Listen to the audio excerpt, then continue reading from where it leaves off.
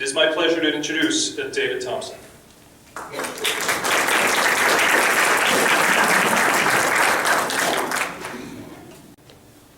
you all. So let me make a few opening comments about what you're about to see and how that compares to what you're going to be asked to vote on next week with regard to the new school. So, as Jerry described, our task here was to develop a concept plan for the school. And in connection with that, we did some fairly extensive interviewing with the school staff and the community. I learned a lot about what the needs are and developed a plan that, again, as Jerry acknowledged, is quite a bit further than one ordinarily goes in a concept design stage.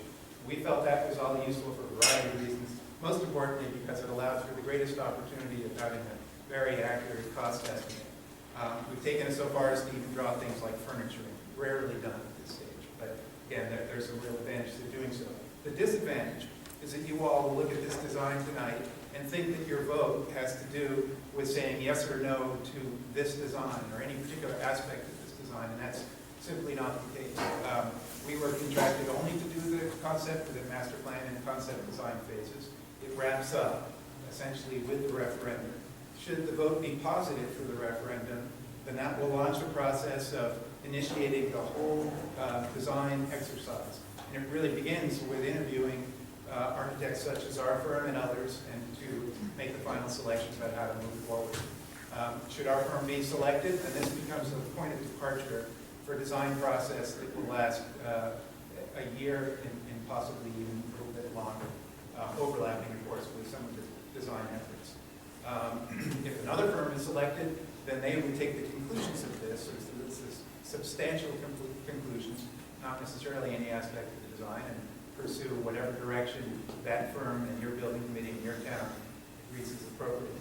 But the thing that you're being asked to vote on next week is not this design. It's essentially, it's certainly the budget. That would become a fairly rigid number that everyone will have to work with going forward.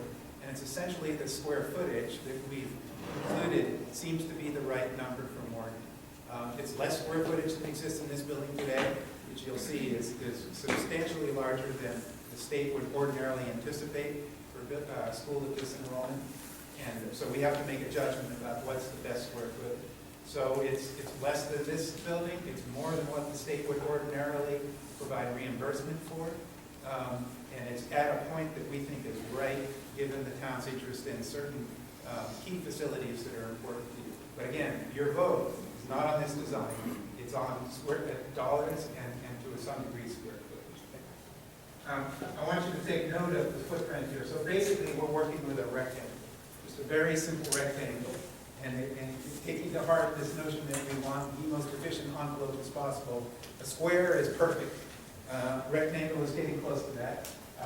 It's adjusted in order to accommodate setback things and various other considerations. But fundamentally, in terms of minimizing the amount of perimeter wall and roof area for dissipation of heat and that sort of thing, a very compact building, as opposed to having wings jetting out in lots of different directions, is by far the most efficient arrangement. So that really informs many decisions that follow this. So I'll jump right to a visual image of the building. Many of you have seen this around town by now. It's not a surprise to any of you. We don't ordinarily start out with a visual image of the building that sort of comes a little ways down the road. This is quite a bit more detailed than, again, the concept design we usually bring. But the committee asked for something to really help them understand the character of this building, and particularly how it might exist in a residential neighborhood. So I just want to make a few early comments about this. We'll come back to it a little bit later. But the scale of the building we think is important in this area. We are proposing a 3-story building. Again, by the end of this talk, it should be clear why we preferred that. Fundamentally, it has to do with organizing the building, again, in this efficient envelope, and allowing for the spaces that need natural light the least, or perhaps don't want natural light at all, to occur at a lower level, partially embedded in the ground. Intermediate level that has functions that benefit from some natural light but need not have necessarily an abundance of it. They can occur at that intermediate entrance level, essentially what you're seeing here. And then lastly, an upper floor where for the most part our generally used classrooms are located. and is liberally provided with glass all around the perimeter. Again, a point to discuss later. But the goal here is to make a relatively low-scale building despite it being 3 stories. And I'll relate to the residential character of the neighborhood it finds itself in. I'll talk a little bit more about the pitched roofs and other characteristics of it as I go on. So back to the elevation. I'll take a few moments to just mention approaches to energy conservation and environmentally sensitive design. And there are many ways to approach that, and into the extremes, there are what are described as passive systems, things that don't involve moving parts and complicated technology.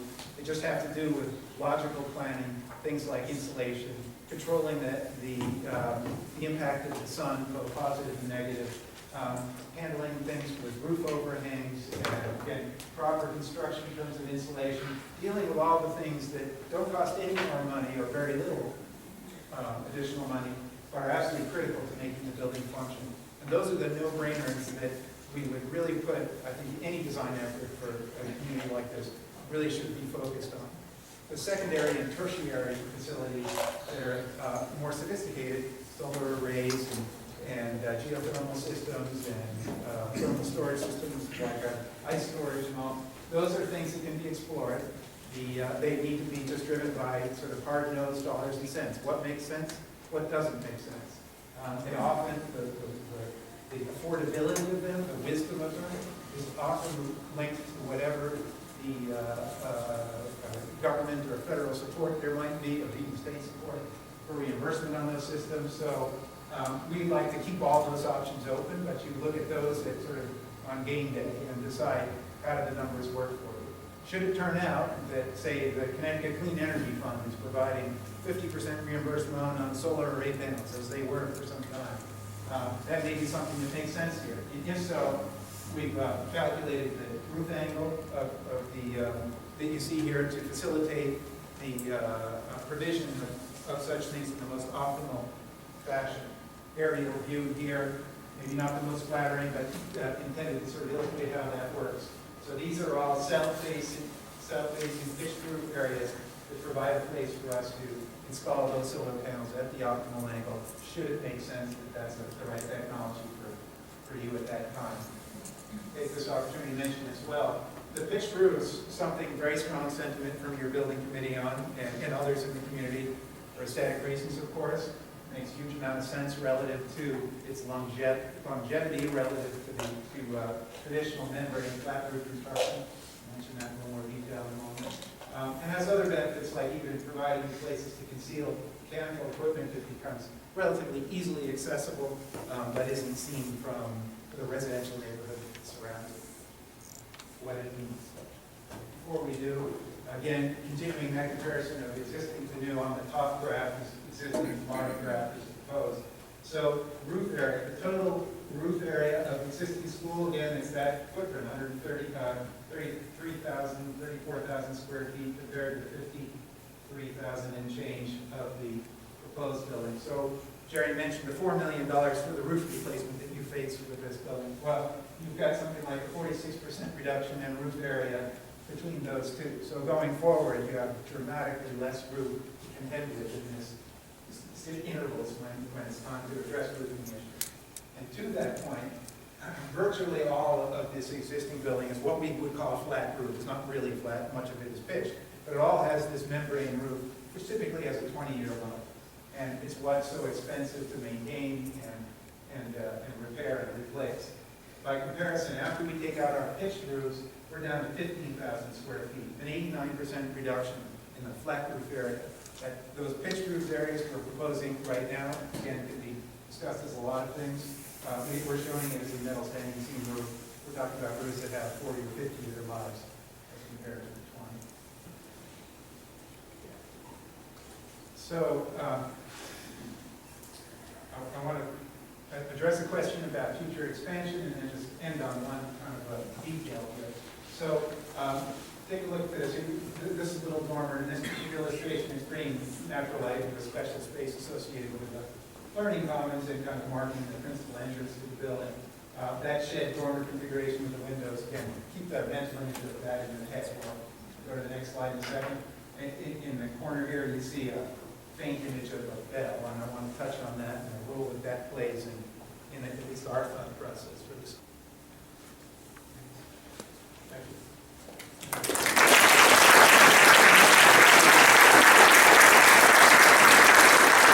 So,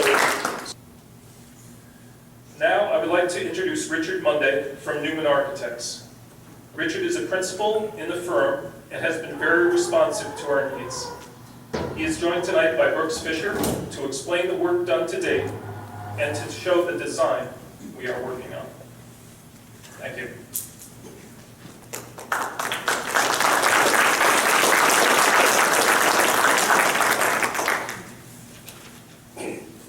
Well, thank you, Jerry. So here is a view of the school from Killingworth Turnpike, and if this is Killingworth Turnpike, you'll notice that we've designed it so that it's basically a single-story school when viewed from the street. We do that to lower its bulk or mass on the street, and we accomplish that by building what's in effect a low hill or berm in front of the school and excavating a portion of the site behind the face of the school so that it is a higher building on the eastern or playfields, what will be the playfields, side of the school. And then in this area we're proposing a gymnasium with windows and a central entry door, and then to the right, an auditorium with offices for administration, which will be next to the front door. Now this is a view from the playing fields, showing a three-story classroom block in this location. On the other side, a two-story classroom block and common spaces in the middle. This is a view from the north, I beg your pardon, from the south, as you come from the old school heading north down Killingworth Turnpike. There will be a glimpse of this side of the school with the auditorium in this location sloping down to catch the art and music classrooms with a three-story academic wing in this location on the right. This is a view from the north, for people walking from the Peters complex, for example. This will be what you would see. Classroom, building here, gymnasium, and then this is the common space with the library commons, cafeteria, with views out toward the north and the playing fields. And that is a view from above, looking down to show the cluster of building elements that make up the whole, settled into the side of the hill. So if we start taking those boxes and putting them onto the site, this is how we developed our plan. Here is the area for the building. We remember that we have a setback line, and we've sort of pushed this circle as far to the setback line as we possibly can. This shows it in plan. Here's Killingworth Turnpike, here's the river, and here's where we're proposing to put the building. This is a section. This is like cutting through a slice through a loaf of bread to see what it looks like in the middle. Killingworth Turnpike is here, and then the site slopes quite gradually down to the Indian River. And we're suggesting that we cut into the site on the Indian River side with Killingworth Turnpike over here, and add to the grade between Killingworth Turnpike and what will be an entry point. And then we're going to locate all of our circulation as in this zone here, and start to plug in the building elements so that they're all accessible from that circulation zone.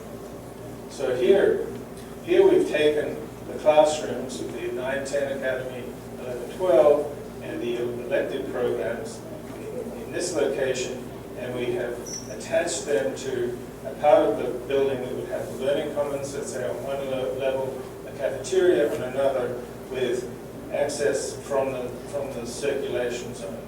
So you can see that on the site, and then in section, 3 stories of classrooms with the elective programs on the bottom, the 11-12 Academy on the top, circulation in this strange ellipse shape, with most of the mass hidden from the street by this changing grade, this artificial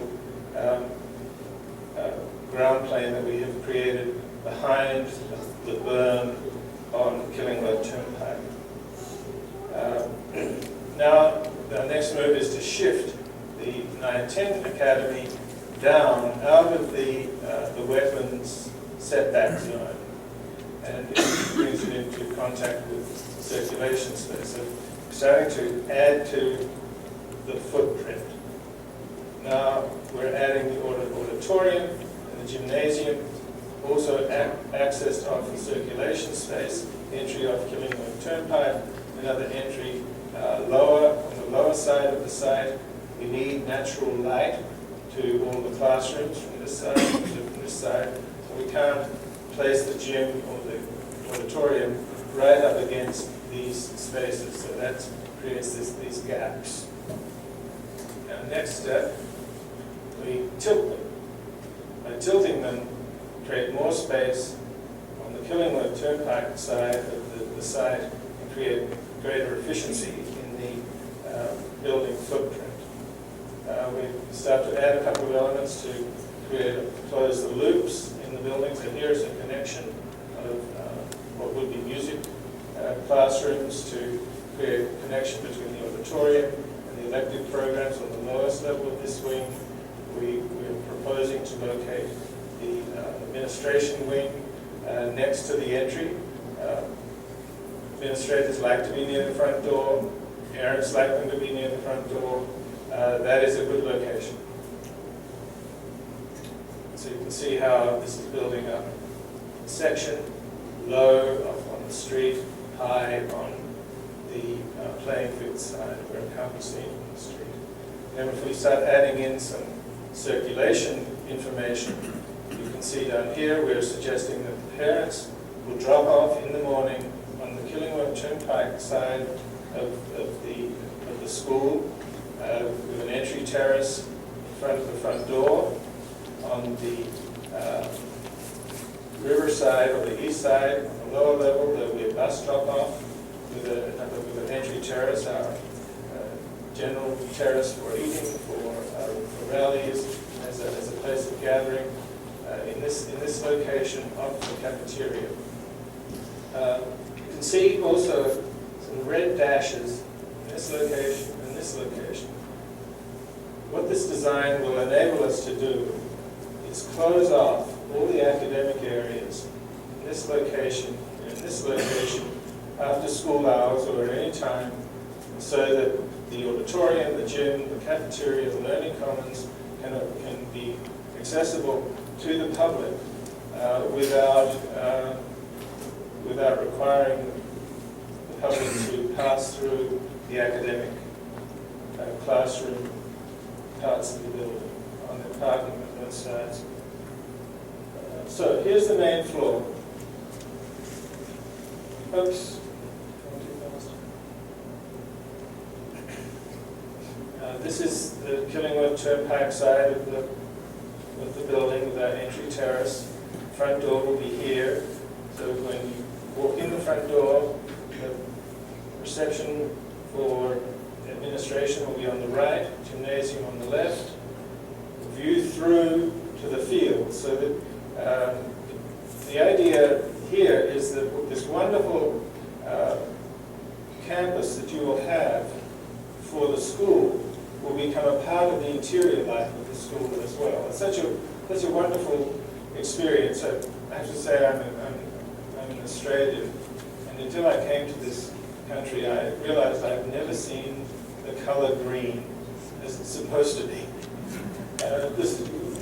All of us who live in Connecticut and in the Northeast live in the most wonderful part of the world where the natural environment, which is available to most of us when we simply step out the door, is an extraordinary gift that is available to us simply by seeing it.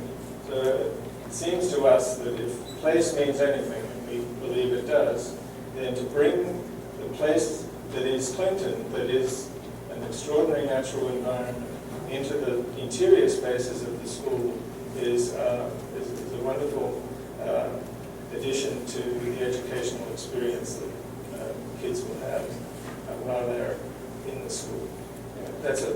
Apologize for that segue, but it's part of the story. So here's the hub with the gym on the left, reception for administration, the view through to the fields beyond, learning commons here off the hub, auditorium off the hub, and then here is the 9-10 Academy. Over here, the 11-12 Academy with additional specialized teaching spaces, and up here, this would be a student services suite.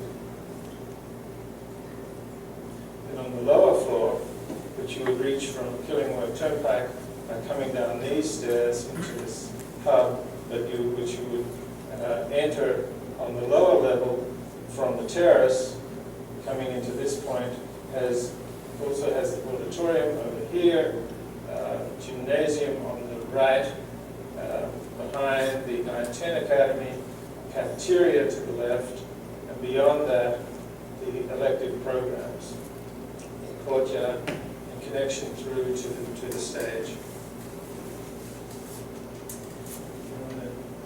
One third floor portion, this is the third floor of the classroom wing, which would be classrooms for the 11-12 Academy. And this finally is a site plan which is in an early phase of design, but you can see here, this is Killingworth Turnpike. Here is the driveway for parents dropping off their children. Here's a little bit of visitors parking, and then on both sides of the school parking lots with a driveway through here that would would deliver buses and children in buses in the morning and pick them up in the afternoon. Tennis courts in this location, and then across the river, the playing fields. And then here is the Peters Complex. There will be cars that connect the Peters Complex to the school. Just to compare where you will be with where we are now, this is the plan footprint of the proposed school. This is the building that we're in now. The 1, 2, and 3s show the number of levels in the school. So the gym and the auditorium are single level structures. There's a little connective piece here that is one level, but this portion of the school is 3 levels, and this portion is 2 levels. The existing school, of course, is all 1 level except for one portion in that location. So that is what we have in mind. We've worked very hard with the building committee and enjoyed it very much, and found them very helpful in guiding us, and we hope that you will guide us also. Thank you, Richard.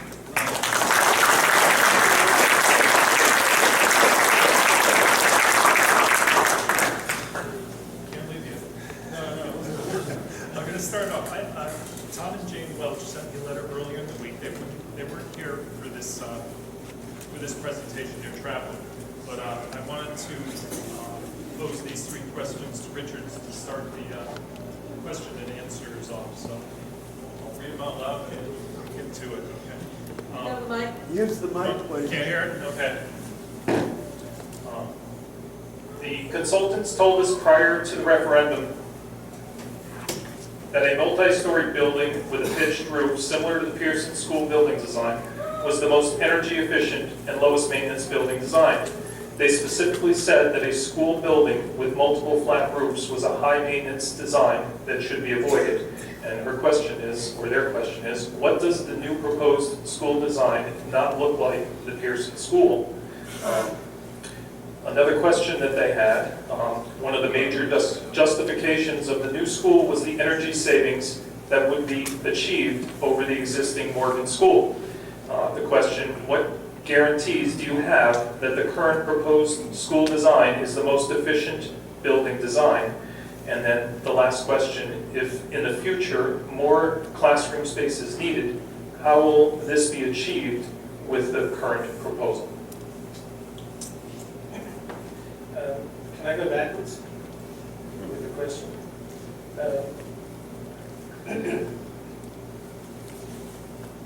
Just to answer the question first about additions to the school. These are the little classroom blocks. There's the 9-10 Academy, here's the 11-12 Academy. We'll be able to add classrooms at both ends of the building, here and here. So if we were to add one classroom on each side of this corridor, there would be 4 additional classrooms, which would add between 80 and 100 desks to the school. And if we did the same over here, because this is a 3-story building, we would add 6 classrooms, 3 per side. So that would increase the number of classrooms from 32 in general to 42, which is a pretty significant jump. So that is our basic strategy, leaving these ends open for expansion. The second question related to energy efficiency. We have to meet codes for energy efficiency, which currently are very high. There's an organization called ASHRAE, which is the Association of the American Society for Heating, Refrigeration, and Air Conditioning Engineers. And they set the standards for the national efficiency requirements for buildings. Because this is a public school, we have to do better than those standards by 21%. So the building will be significantly more efficient by that amount at least than a building that would be built new today. Buildings that are built new today are very efficient. Buildings that were built when this building was built did not have to be efficient at all. So we are going to have a much, much more efficient building at the new site than you have today. There are many factors, of course, that go into determining what the efficiency of a building can be, and one of those is the function of the building. Schools are quite complicated buildings. They have to meet a lot of different criteria that are not all consistent with having the most possible efficiency. The most efficient building, of course, is a sphere with no openings, and that is just not something that can be accomplished. So what we will be doing is meeting the very, very fixed criteria of the state for efficiency and balancing that with the other functional and economic criteria that we know we have to meet as well. Now, regarding the roofs of the school, the process that I tried to outline today, tonight, is a process that we go through on every school design. We don't know what the building will be like until we get there. We try to determine what the building needs to be based on the site, on the program, on the communities that we work for. Those factors drive, and of course the budget, those factors drive the building form. So what we have developed to this point, and that we're showing you as progress drawings, is the outcome of that process. It's not intended to look specifically like another building. It is its own building, the product of its own evolution. There are on this building pitched roofs. We would have seen that in the elevations. We know that pitched roofs of the kind that we're showing are more expensive than roofs that have lower pitches. And one of the struggles that we'll be having through this process is with the question of how low can the pitches go, or how steep can they be and still be affordable. That is at this point a open issue. Thank you. Yeah, Eric? Yeah, I've long been a proponent of two separate gymnasiums. Now, I'm looking at this plan, and what we have right now in high school years. We have two separate gymnasiums. Each gymnasium has 6 baskets. That gives us a total of 12. This print you have here shows 6 baskets. So the town loses half. Okay, so your question, As this main course is running, from left to right, that's the main court in the middle. Is that the main court in the middle? Yes. It's running left to right. yes, it is. Well, Yep. when a varsity team's practicing, they're going to be practicing on that main court, Well, which means the rest of the court useless for wrestling, cheerleaders, or anything else. well, when there's any Yeah. in between, there will be 2 full-size courts there, Harry, when they're split in half. The varsity will be practicing on the full court running this way, and all the other room is going to be useless. Varsity can't practice there at the same time that varsity is practicing. Cheerleaders can't be out there practicing when varsity is practicing. Well, the idea would be to split the court in half for practices. The only times you use the full court would be during games. But Jerry, you know as a player yourself, you want to get used to depth perception, you want to practice at the court you're going to be, the basket you're going to be playing at. You don't want to be practicing at side baskets and playing on a court that's useless to you, really. And you know that as a player. I understand. The budget doesn't allow for 2 gymnasiums. It was 2 separate gyms. Next question. Yes, ma'am. I'm wondering if you saw the original preliminary conceptual design that the voters voted on, and what you think might have been, I guess, wrong with it, because this is actually a lot different than what we saw. And we all understand that you weren't going to draw that, but that seemed to solve a lot of the issues, and this kind of seems like just a puzzle put together. And I guess another piece of my question would be, as an architect who, what would you sort of hang your hat on as if you were driving along Killingworth Turnpike?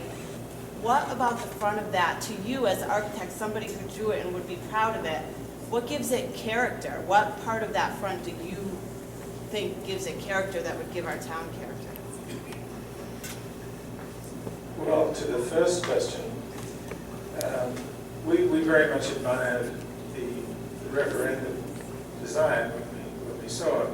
As we began to engage with the program and with the building committee discussions and with the school administration, and looked at the opportunities on the site to really have the building become a part of the landscape as well as an object in the landscape, we saw other possibilities.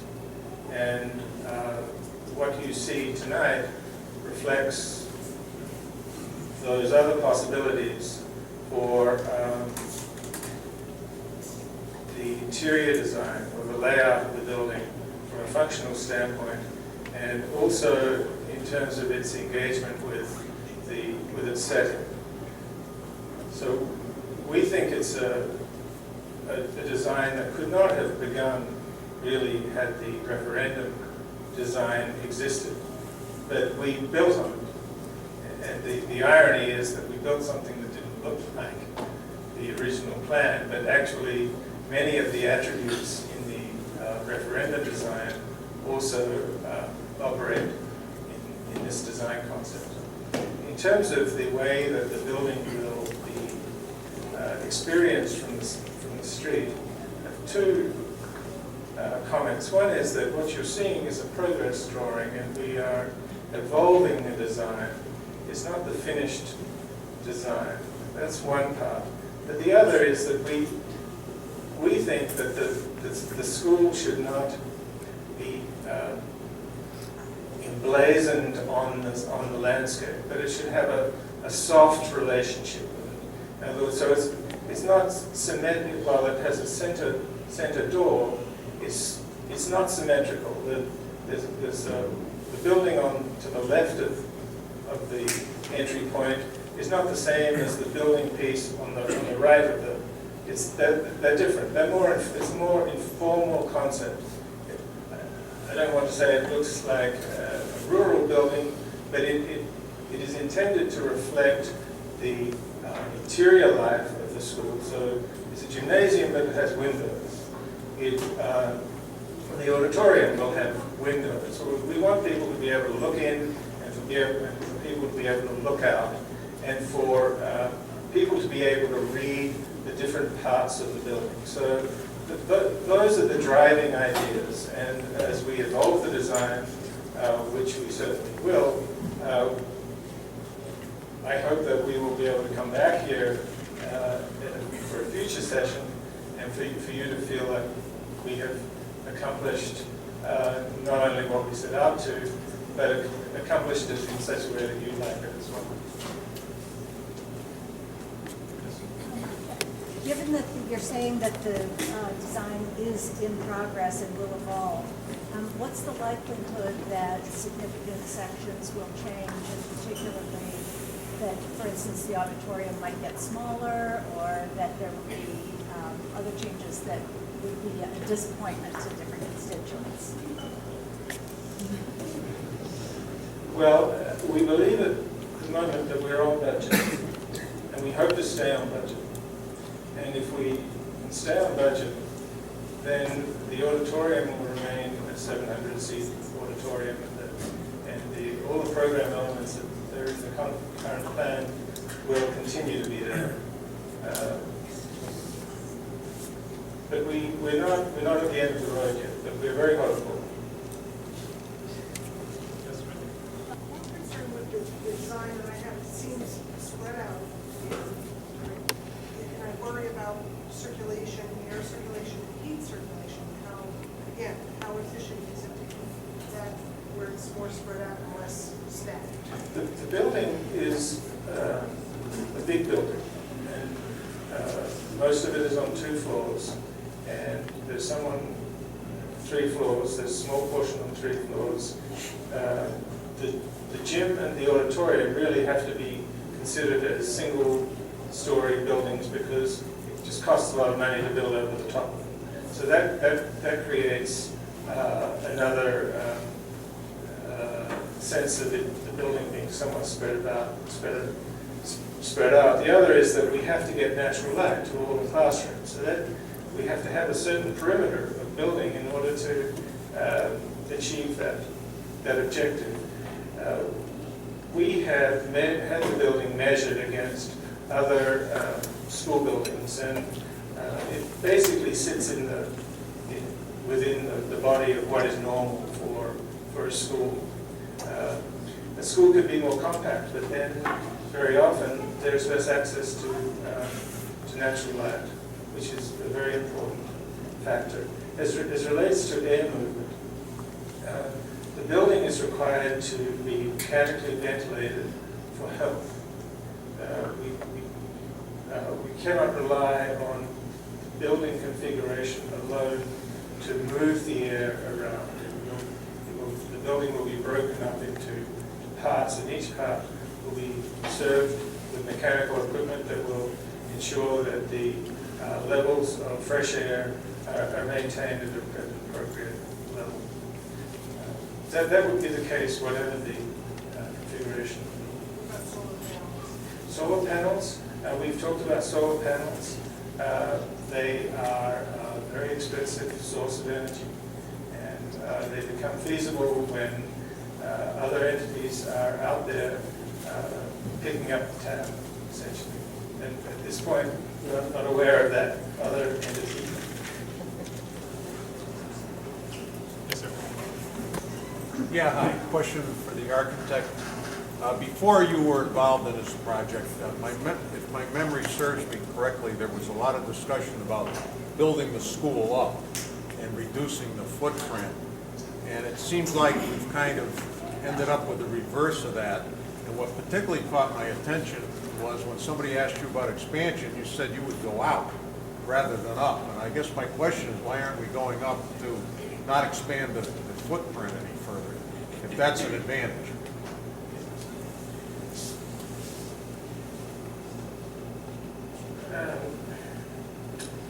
The building that we're showing here is not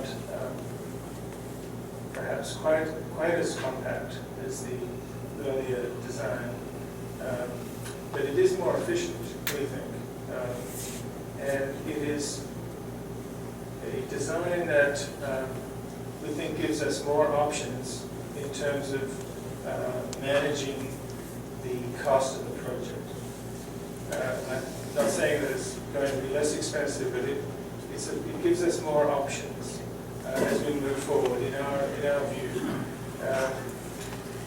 The part about additions that you add into the building by building up, if the school is designed to accommodate the additional load of a further floor, it may require that we spend more money on the structure of the lower floors in order to enable that to happen. Now, it may not be a cost that is significant, but it adds yet a further unknown, and it just creates a built-in cost that we may not be able to encompass. So from our perspective as designers, it is the more expeditious approach to know that you can build an addition somewhere, but know that you will pay for it in its totality at the time that you need it. So that's the thinking. I guess all I would ask would be you consider going up if that's needed. That's all. We did, and actually, when we got the construction manager on board, Bill from FIP, he looked at some cost estimates for going up, and it's much, much more expensive to put that into the project right now for something that you might not need in the future. So space has been left on either side of those, so that classrooms could be added. Carol? I have a couple of questions here.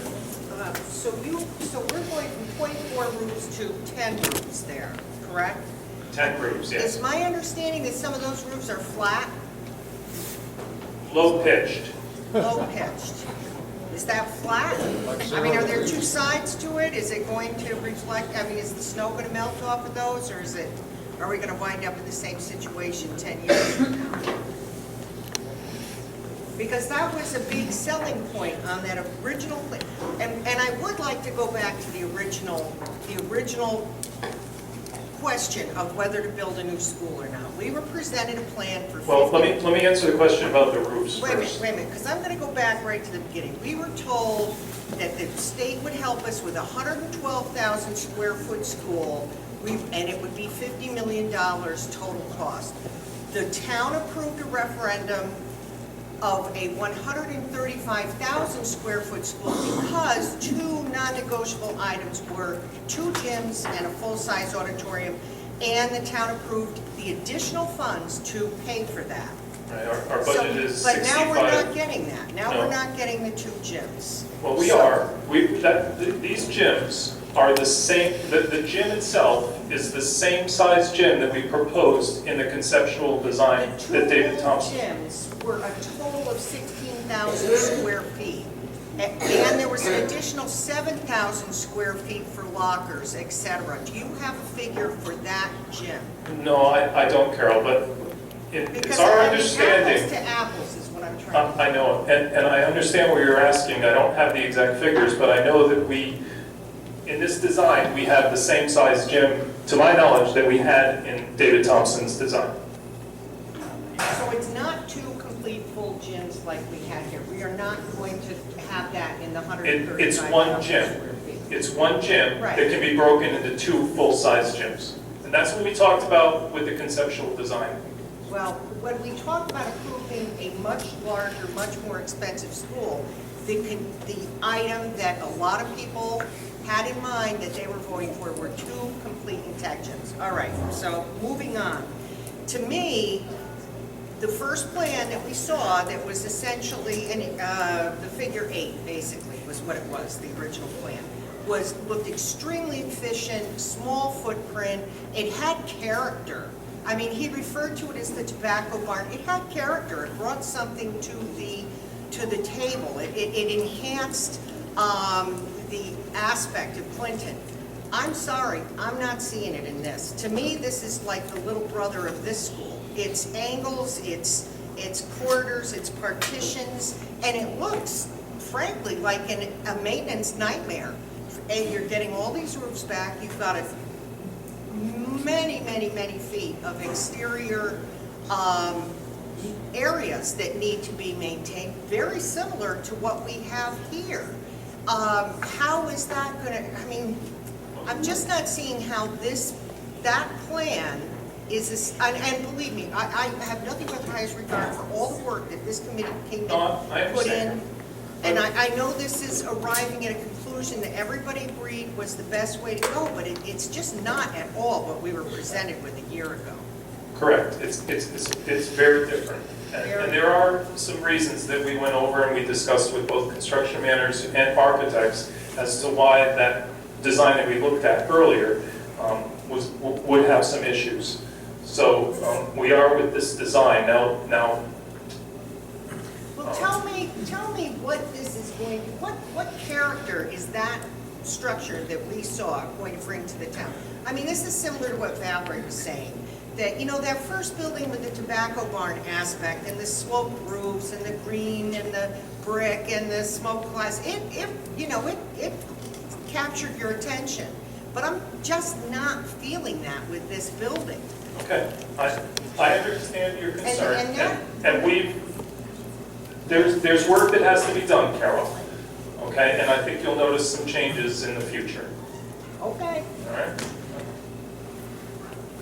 All the way back? I think part of what might help with that confusion is answering the architect's, I'm sorry, I wasn't here at the beginning, so I don't know your name, but when you said that the structure that was put forth before the referendum, why that was inefficient compared to what you have designed, and maybe if you answered where it was inefficient, might help us understand why this design is better and more efficient.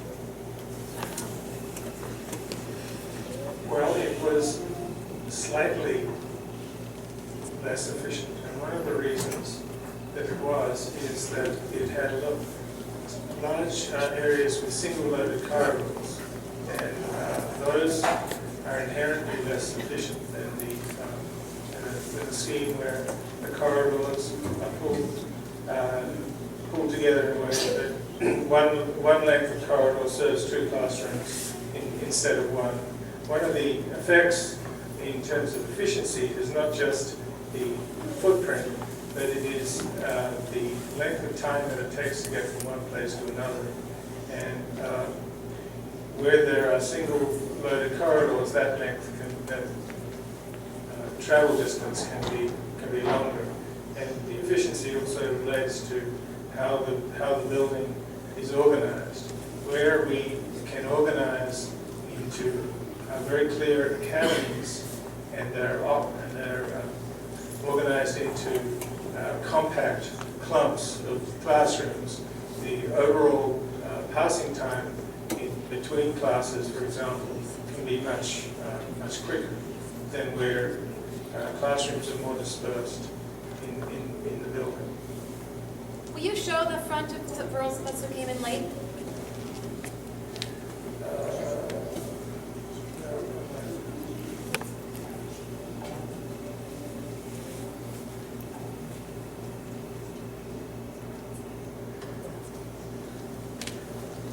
I have to say that the approach that we are taking is not the same as the approach that was taken in the previous design. The previous design was one very large mass. This breaks up the school into pieces that are smaller in scale. The connection to a tobacco barn is interesting because I think in a way there's more of a tobacco barn to this concept than there is to the other. So I find that a curious point of comparison.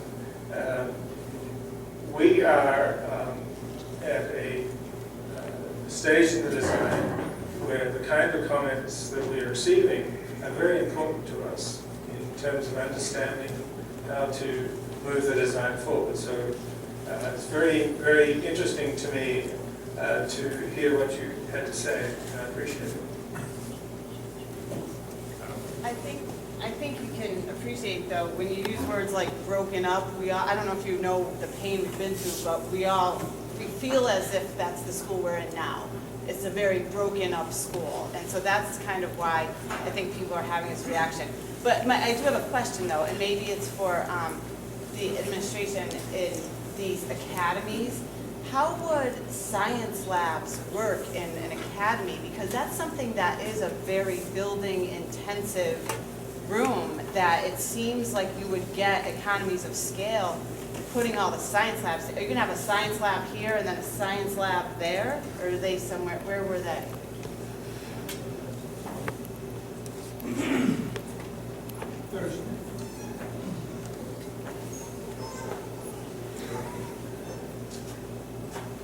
The whole idea of looking at the programmatic elements of the split, if you will, between the integrated academies really looks at what courses would be, what science courses, what courses in general would be taken by juniors and seniors versus freshmen and sophomores. And so generally what we have seen is that, or how we have set this up, is that your two fully developed chemistry science labs would be together in the 11th and 12th grade academy, and your natural science labs would be in the 9th and 10th grade, so your integrated science and biology type labs. And so we've really done a lot of work with the architects and really with the high school administration and the science department in terms of looking at what kinds of lab space we absolutely need to have and how best to work with the programmatic design of that, those elements. So we are, in effect, creating some economies of scale with the storage areas between those science labs, the prep space between the science labs, by creating two, if you will, natural science and then the chem labs or the chem and physics labs. So you would have your sophomores taking your regular biology, and then your seniors, possibly juniors, but mostly seniors, taking AP biology, going back into the 9th and 10th grade wing. We have the way that the idea of the science, we still have 6 science labs built in, but there are going to be the 2 primary chem labs, and then there will be science spaces, science lab rooms that are adaptable for those purposes. So we'll still have the ability to have that flexibility. So they won't be going back, if you will, into the 9th and 10th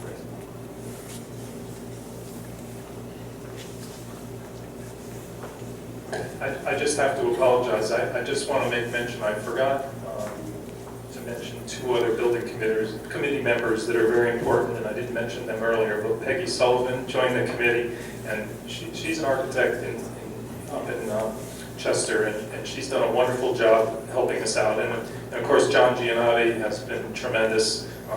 His knowledge of the building trade has helped enormously, so I'm sorry for not mentioning them earlier.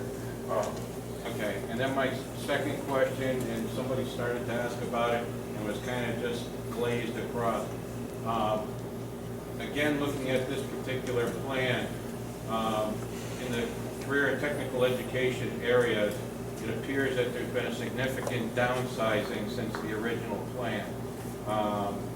And I was wondering what the theory was behind that with the new standards that are going to be released shortly. I'm looking for our superintendent. Oh, there we are. I'm going to pass the book on that one.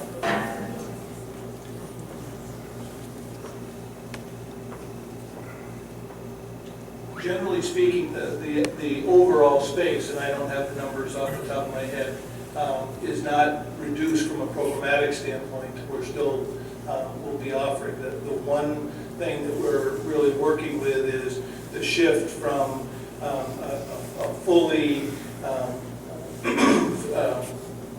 operational automotive lab to more of an engineering and design concept in that STEM that we've been working on for 4 years, really in terms of trying to shift the emphasis of how we are using design, engineering, technology, and mathematics, or science and technology altogether. So the facilities that we have are really designed to meet those programmatic needs that we've established over the course of the last 3 or 4 years.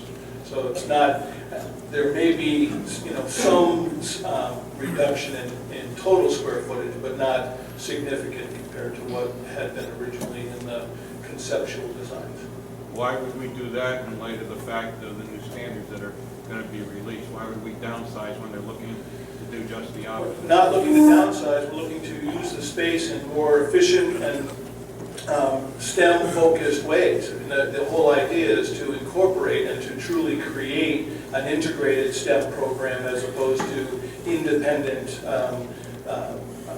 compartmentalized programs. So we're actually, I think we'll end up, as we move forward, being ahead of the curve with regard to the standards per se. Gentlemen, way back. Science, technology, engineering, and mathematics. It's a designed direction for integrating those elements of education. Yeah, I greatly appreciate the people in our community who brought this idea forward. It's a tremendous vision. I'm troubled by something you just said, Mr. Architect. You said this is the give and take section, and you mentioned such a simple thing as windows. I have great troubles thinking that there shouldn't be windows that open. In the building, in spaces people use, I have great trouble with this idea that somehow there's these environmentally managed spaces, and I work in the building trades, and the simple concept of the ability to open a window, I would strongly urge at this stage of the game should be greatly considered. We would like that as well. You begin saying that at the end you'd address the contamination issues, and I'm going to do one more question and then conclude the meeting, but I know my building committee will definitely stay around and answer questions, and Richard and Brooks will definitely be here, and I can certainly answer some questions as well. So with one last question, go ahead. I agree with the earlier comments about the facade not being very attractive from Route 81 and really not having much character and really paling in comparison to the original drawing that we were shown, the original concept. But I have an even bigger problem aesthetically with the rear of the building that's along the river, in that it appears like industrial, and it seems to just have a series of, if you could go back to the slide, I'd appreciate it, but it appears to just have a bunch of simple factory-type windows, and how that blends with the environment, I'm not quite sure, because it really just looks like an industrial building. Well, I think I've gone the wrong way. I know what you're talking about, and I think that next time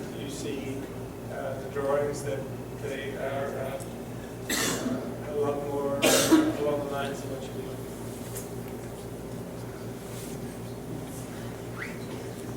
Thank you, everyone, and please feel free to stay. Richard will be glad to talk, Brooks will be glad, and then Matt Kennedy, I'm going to put you on the spot, put your hand up. If you have any questions about the environmental concerns on the property, please talk to Matt or one of me.